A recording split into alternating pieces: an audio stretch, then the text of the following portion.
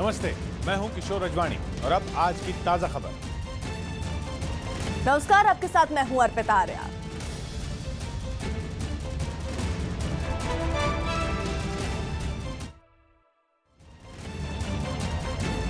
दीपक मिश्र बड़ी खबर दे रहे हैं। दिल्ली में कल्याणपुरी के पास हुए सड़क हादसे में 5 लोगों की मौत हो गई। हादसा तब हुआ जब NH-24 पर एक इनोवा कार को डंपर ने टक्कर मार दी। हादसे में 3 बच्चे समेत 4 लोग घायल हो गए। टक्कर इतनी जोरदार थी कि इनोवा कार पलट गई। दीपक, ये हादसा कब हुआ?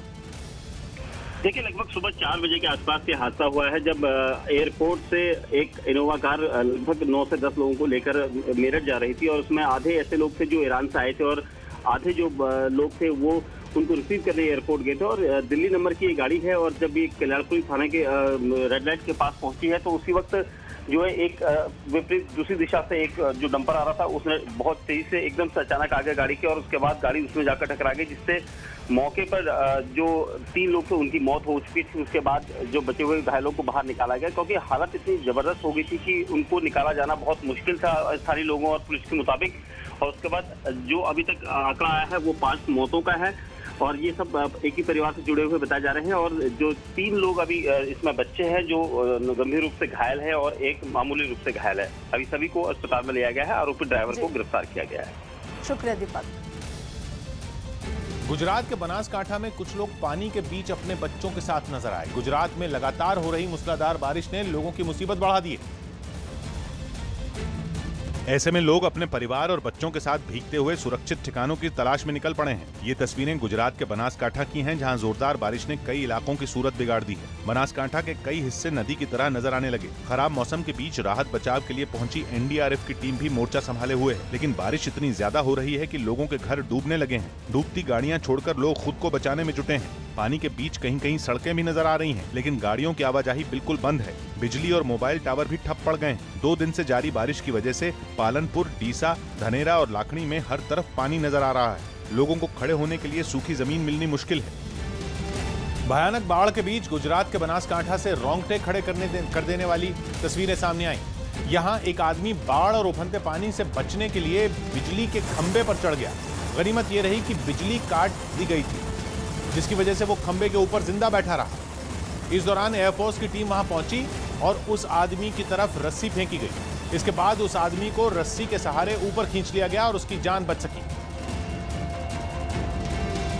हालांकि प्रशासन लगातार बाढ़ वाले इलाकों से लोगों को बाहर निकालने में जुटा है, लेकिन भारी बारिश की वजह से गुजरात के बनास नदी में पानी छोड़ दिया गया,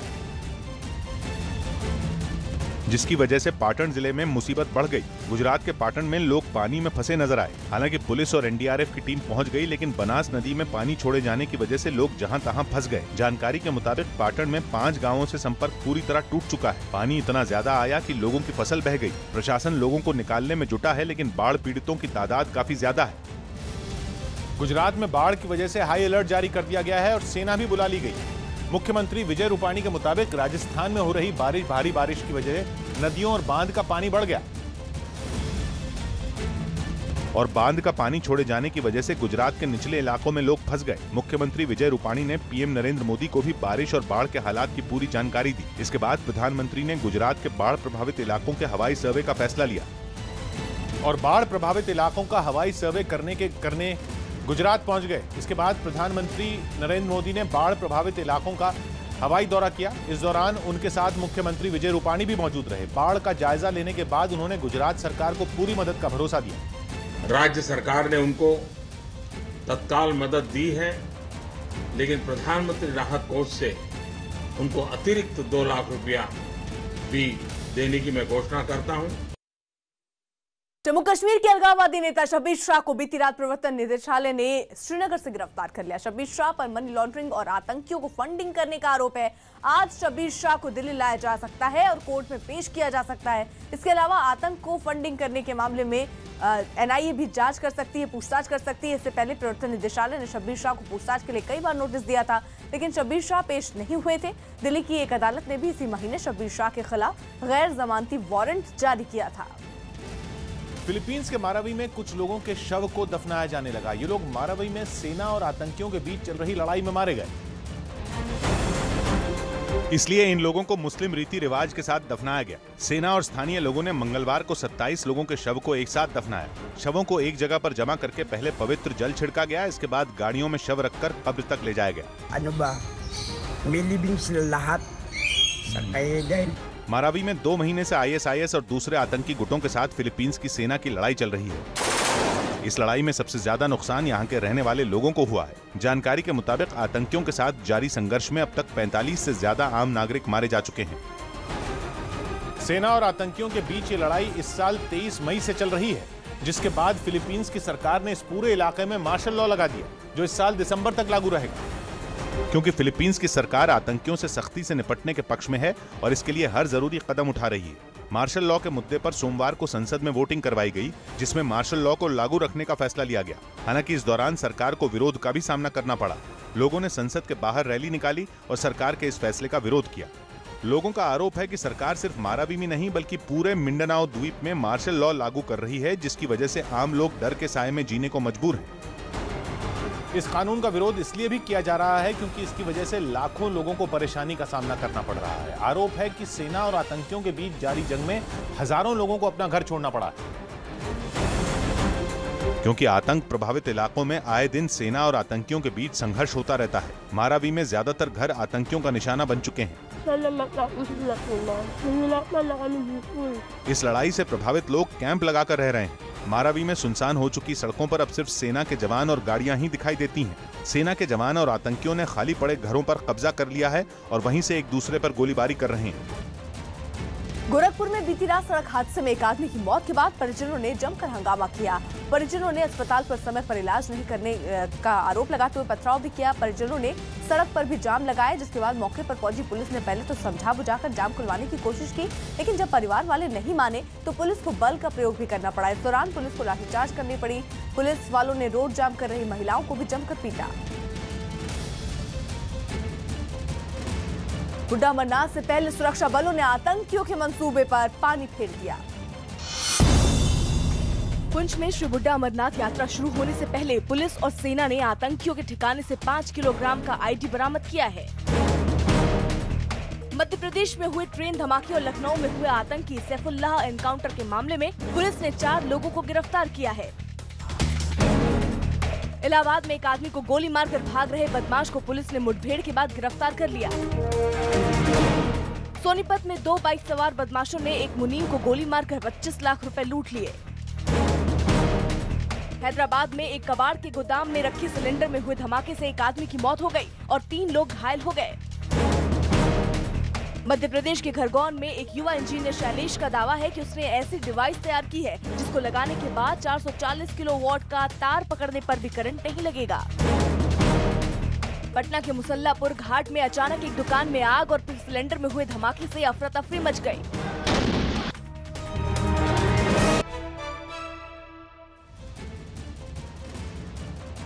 अलीशा नायर बड़ी खबर दे रही है। चीन से तनातनी को लेकर अपने मुखपत्र सामना में पीएम मोदी पर तंज कसते हुए शिवसेना ने पूछा कि डोकलाम के मुद्दे पर आखिर हिंदुस्तान के प्रधानमंत्री खामोश क्यों है।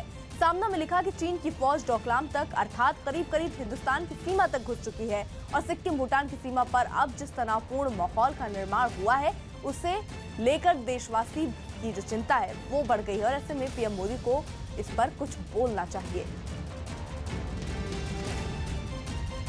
तो चीन की घुसपैठ का मुद्दा एक बार फिर से सामना में जो कि शिवसेना का मुखपत्र है उसमें उठाया गया है। साथ ही साथ इसमें ये कहा गया कि आखिर हिंदुस्तान के जो प्रधानमंत्री हैं वो इस मुद्दे पर खामोश क्यों हैं, वो कोई अपना विचार उस पर क्यों नहीं रख रहे हैं। सामना में लिखा गया कि चीन की जो फौज है वो डोकलाम तक अर्थात करीब करीब हिंदुस्तान की सीमा तक घुस चुकी है और सिक्किम भूटान की सीमा पर अब जिस तरह का तनावपूर्ण माहौल है उसे देखते हुए देशवासी भी चिंता में हैं और ऐसे में सरकार को कोई कदम उठाना चाहिए। लगातार चीन की धमकी भरी लहजे भी सामने आ रहे हैं जिसमें लगातार चीन चेतावनी दे रहा है सेना को पीछे हटाने के लिए। उसके बावजूद प्रधानमंत्री देश के इस बारे में क्यों नहीं कुछ कह रहे, खामोश क्यों है।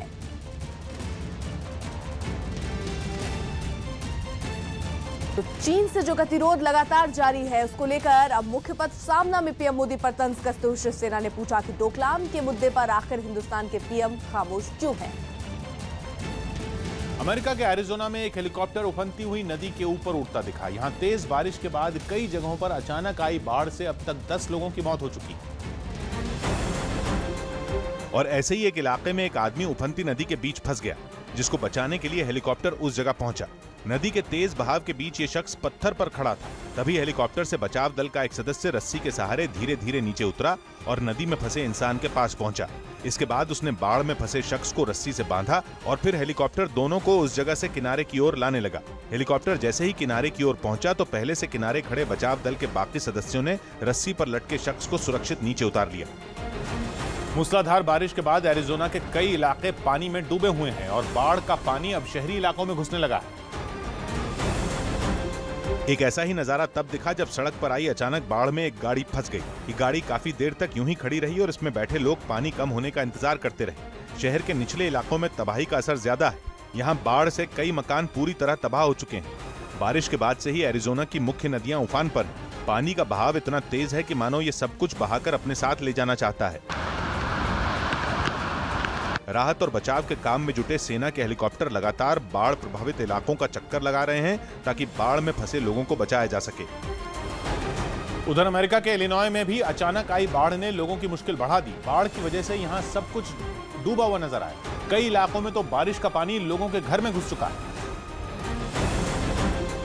इतना ही नहीं, कई गाड़ियां पानी के बहाव में बहकर एक जगह इकट्ठा हो गईं। कल तक जिन पार्क में बच्चे खेलते थे वो अब पानी में डूब चुके हैं। शहर की गलियों और पार्क में पानी इस रफ्तार से बह रहा है जैसे कोई नदी बह रही हो। बाढ़ में फंसे सैकड़ों लोगों को सुरक्षित जगहों पर पहुंचाया गया है। जिन इलाकों में पानी का बहाव ज्यादा है वहां पुलिस ने एहतियातन घेराबंदी कर दी है। लंदन में हुए महिला क्रिकेट विश्व कप में शानदार प्रदर्शन करने के बाद भारतीय महिला क्रिकेट टीम बीती रात स्वदेश लौट आई।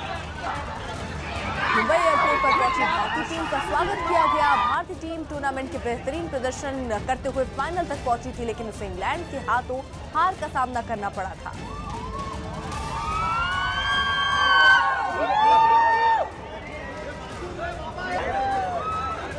टीम इंडिया का आज बीसीसीआई भी स्वागत करेगी।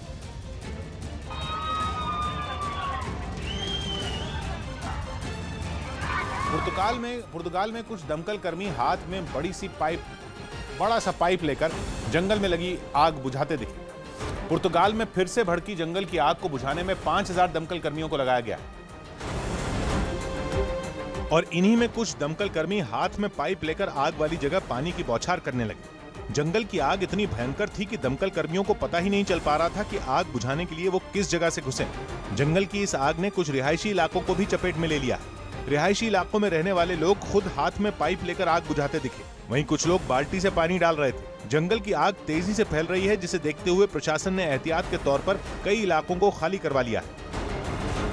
आग बुझाने में जुटे लोगों की दलील है कि तेज हवा की वजह से आग बढ़ती जा रही है और तमाम कोशिश के बावजूद आग पर काबू पाने में बहुत मुश्किल हो रही है। इसीलिए आग बुझाने के काम में हेलीकॉप्टर की भी मदद ली जा रही है। ऐसे ही एक इलाके में सेना का एक हेलीकॉप्टर पहुंचा और आग पर पानी की बौछार करता हुआ आगे बढ़ गया। दूसरे इलाकों में भी इसी तरह हेलीकॉप्टर की मदद से आग बुझाने की कोशिश की जा रही है। इस दौरान सेना का विमान भी पूरे इलाके का चक्कर काट रहा था।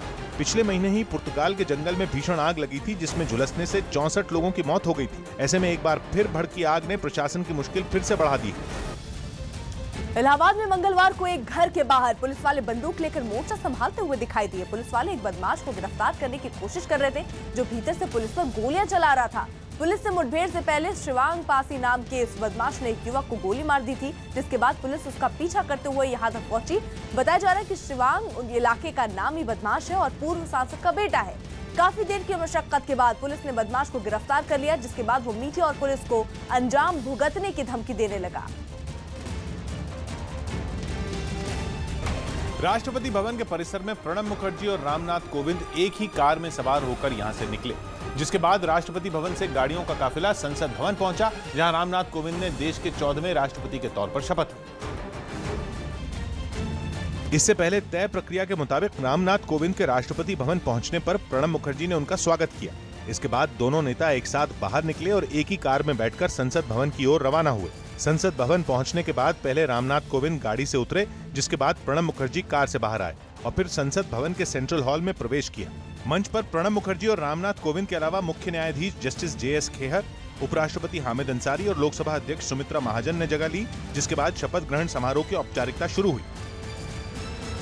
इसके लिए सबसे पहले एक अधिकारी ने शपथ ग्रहण के लिए मुख्य न्यायाधीश जस्टिस खेर और निर्वाचित राष्ट्रपति रामनाथ कोविंद को आमंत्रित किया, जिसके बाद शपथ ग्रहण समारोह शुरू हुआ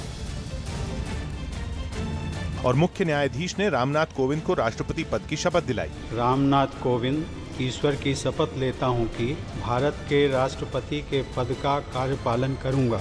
शपथ के बाद प्रणब मुखर्जी और रामनाथ कोविंद ने हाथ मिलाया, जिसके बाद कोविंद और प्रणब मुखर्जी के बीच कुर्सियों की अदला बदली हुई। इस दौरान नए राष्ट्रपति को 21 तोपों की सलामी भी दी गई। शपथ लेने के बाद राष्ट्रपति रामनाथ कोविंद ने राष्ट्र के नाम पहला संबोधन दिया। मैं एक छोटे से गांव में मिट्टी के घर में पला बढ़ा हूँ। मेरी यात्रा बहुत लंबी रही है। राष्ट्रपति रामनाथ कोविंद ने संसद के सभी सदस्यों और पूरे देश को उन्हें अवसर देने के लिए धन्यवाद दिया।